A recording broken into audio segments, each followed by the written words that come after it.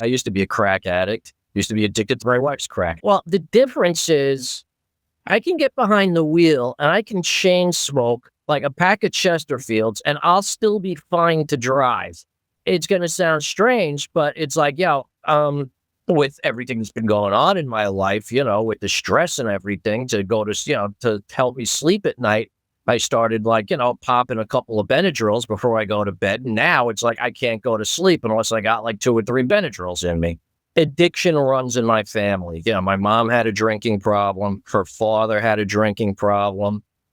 My grandmother was like, a borderline chain smoker. If I had to name vices, it's like, yeah, okay, so I smoke occasionally.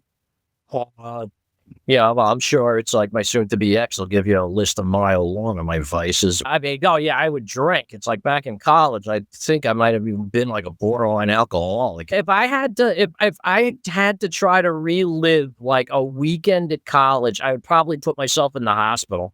Yeah, I'd start like, puking up, stomach lining or something. And there's this little bar on the corner, and they had great wings, and they were free.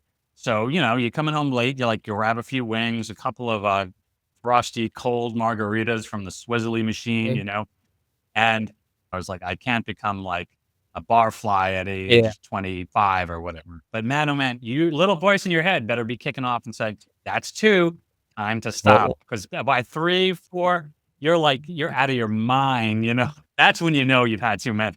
The one time I smoked it just was not for me. It was, granted it was a mellowing effect was there, but it was just like, it was too strange to me because it was more like I was looking at myself as an outside observer than actually if that makes any sense. I've never woken up from smoking pot and been like, oh, my freaking head. Holy, what the? I'm never doing that again. So he pulls it out. We're all camping, right? We're all sleeping out under the stars. It was like a spiritual type of thing. It was like the stars were gleaming and like it looked like I could pick them up and this beautiful communal experience. We're all camping in the hills. It was like we were trapped in our own mind. The boxy apartment, it was a very different experience. Like we're trying to make chocolate milk and it's like a mental exercise.